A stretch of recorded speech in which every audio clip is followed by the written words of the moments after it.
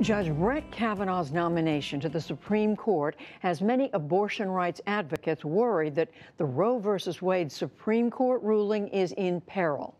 But in many states, the rollback of abortion access is already steadily progressing.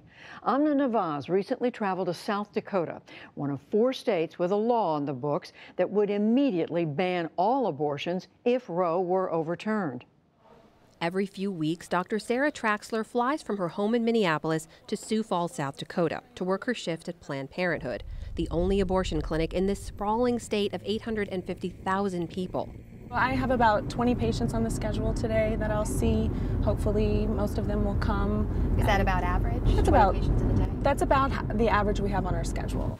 Traxler is the medical director for Planned Parenthood in Minnesota, North Dakota, and here in South Dakota.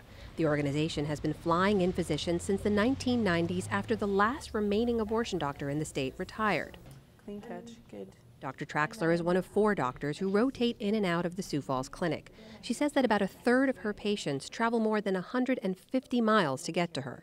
There's no typical abortion patient. I see women from all over and from all walks of life come through these doors. Planned Parenthood says about 17% of all their patients in South Dakota are here for abortion-related services.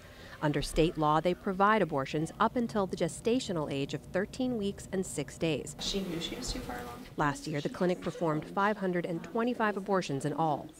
Planned Parenthood requested that we not show the inside layout of their clinic, nor the outside of Dr. Traxler's car, nor the security that she travels with here in South Dakota. Their concerns, they say, are rooted in the recognition that they're working in hostile territory. That's because in recent years, South Dakota's abortion laws have become some of the most restrictive in the nation. South Dakota is really a microcosm for what's happening around the rest of the country.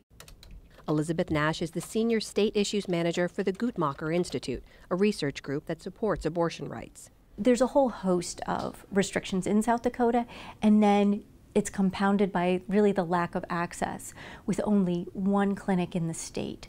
In 2006, South Dakota's legislature passed a law banning nearly all abortions. That law was later overturned by voters. A 2011 law requiring women to first visit a state-regulated pregnancy help center where abortions are discouraged is currently in litigation. Likewise, a law passed earlier this year requiring the reading of a state-mandated script to patients that abortions terminate the life of a, quote, whole, separate, unique living human being is also being fought by Planned Parenthood. South Dakota was also the first state to introduce a mandatory 72-hour waiting period, the longest in the nation, meaning a woman seeking an abortion must meet with a doctor in person for her first visit, then return 72 hours later to meet with the same doctor for the actual procedure. Holidays and weekends don't count.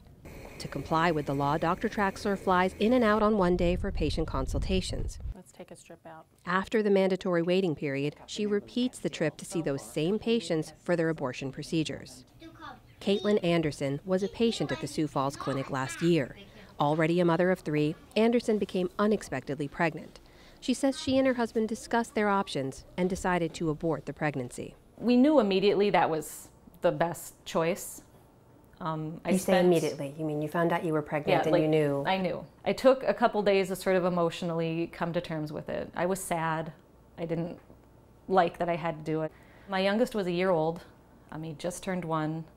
Financially, we were still kind of struggling. Our marriage was sort of still recovering from pregnancy and childbirth and all of that goes along with it.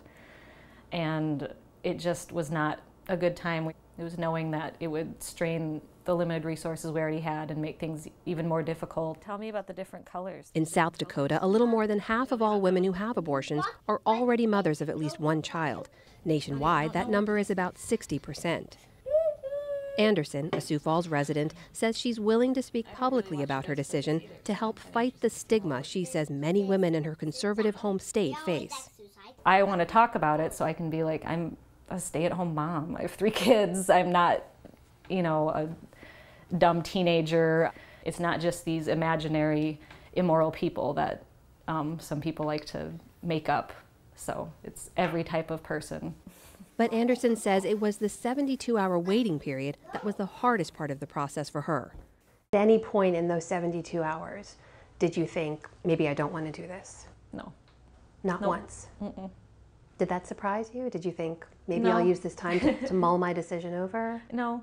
I mean, supposedly that's the intention of it, but again, I feel like, why would you assume a woman hasn't thought about those things before making that call? I truly believe that for most women, once that pregnancy test turns positive, they're already starting that decision-making process. The 72-hour waiting period is simply a delay in women being able to access safe, legal health care, and that it is a part of the decision-making process that's unnecessary.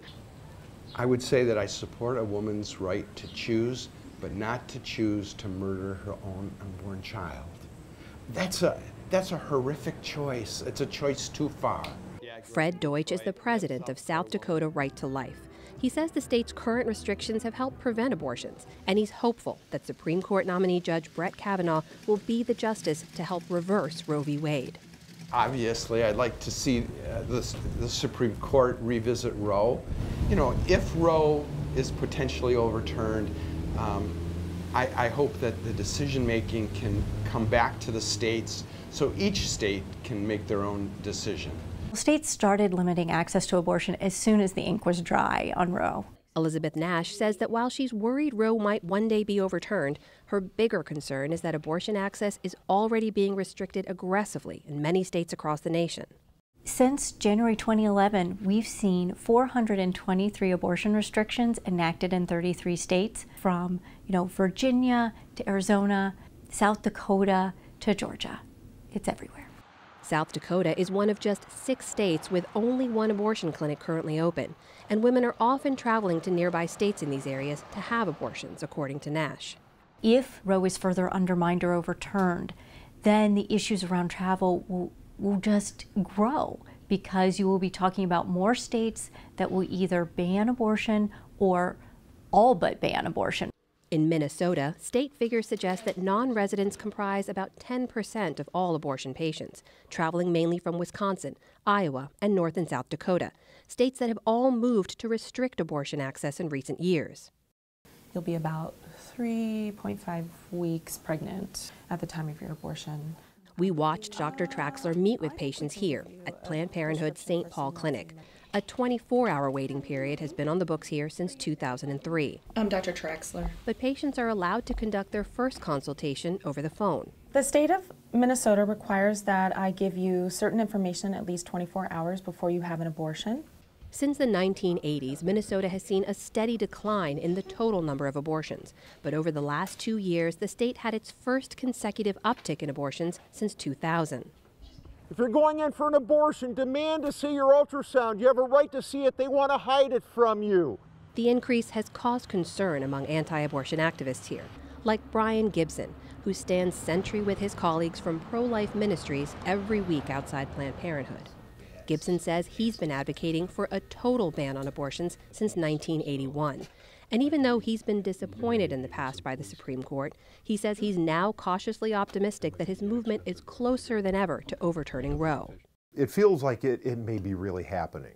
And part of that is just, the whole political climate across the United States over the past 5 or 6 years has shifted dramatically. A lot of states have passed pro-life legislation in large numbers.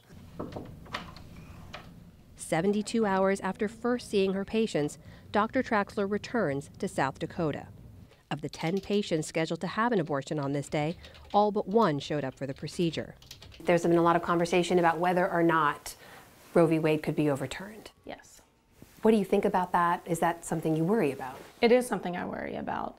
And I truly worry about women living in a world without Roe. My fear if Roe were ever to be overturned, is that women would turn to unsafe places. Dr. Traxler says that's why she'll continue making this trip for as long as she is legally allowed.